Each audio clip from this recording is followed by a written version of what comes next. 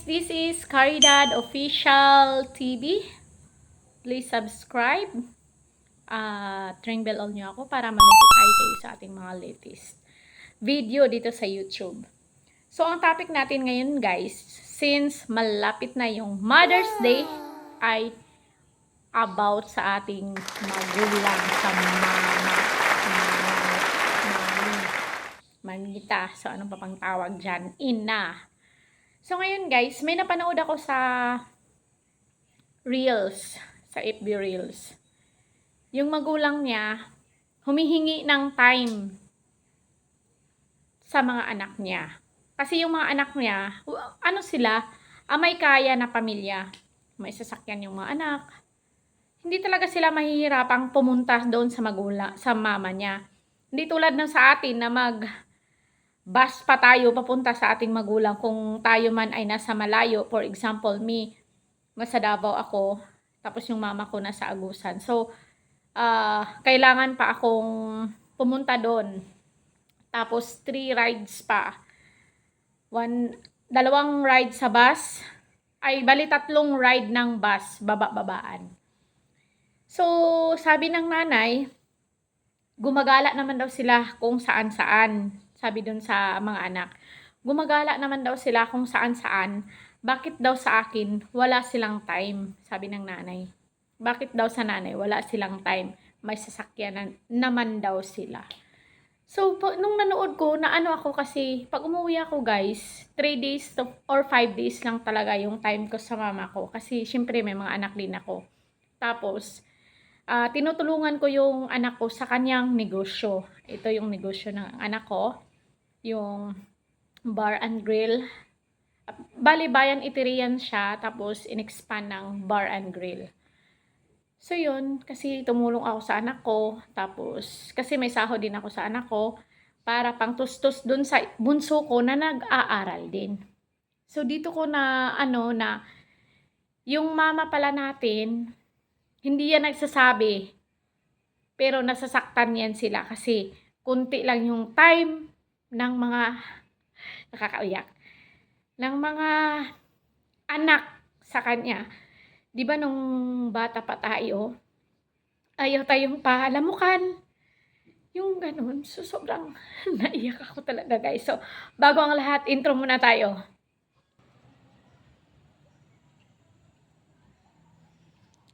Please subscribe, Caridad Official TV.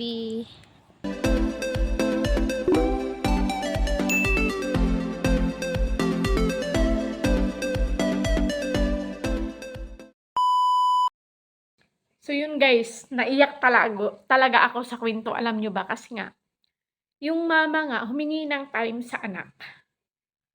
Si ano nga to, si Paulo doon sa, Paulo ba yan? Sa Itbulaga. Sa Itbulaga kasi to na segment. So humihingi ng time yung nanay sa mga anak. Kasi bakit daw walang time yung mga anak sa kanya, gayong may sasakyan naman ito, pwedeng dumalaw. So, hindi sila namumblema, hindi kagaya sa atin. Or maraming nakaka-relate nito kasi may nakapag-asawa na nasa malayo, hindi mo madalaw yung mama kasi syempre expenses, pamasahe, tapos syempre kung may anak ka, dadalhin mo din yung anak mo para makita ng mga magulang mo. So, ganun, may mga insidenteng ganyan. So, yung nanay, basta ang daming naiyak talaga dun, guys.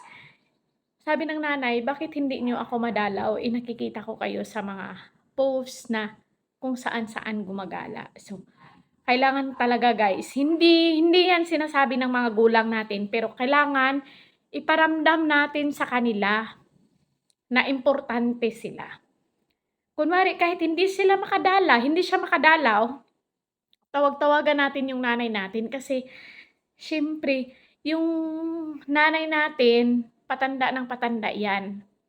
Tapos, patanda ng patanda, syempre, hindi naman natin hawak yung mundo. Hindi naman natin hawak yung buhay natin kasi si Lord lang ang may alam kung kailan tayo mawawala sa mundong ibabaw. So, kailangan habang buhay pa yung mama natin, iparamdam natin sa kanila na mahal natin sila. Kung malayo man tayo, video call, araw-araw, "Ma, kamusta ka na? Anong ulam mo?" Para at least may memories kayo habang nandito pa yung mga magulang natin. At sa atin din, kagaya ko din na magulang, siyempre naghahangad din ako ng time sa mga anak ko. Kasi siyempre, as a mother, importante talaga na may time ka sa mga anak mo, lalo na 'pag malayo ka sa mga anak mo. Kunwari ako, nandito ako sa bahay, chine-check ko talaga yung mga anak ko, "Kumusta na kayo?" Tapos siyempre yung mga anak talaga natin guys, hindi yan magcha-chat 'pag hindi natin unahan. Magcha-chat lang yan 'pag may kailangan. So, maano din yan natin, mapapansin niyo din yan ng mga nanay.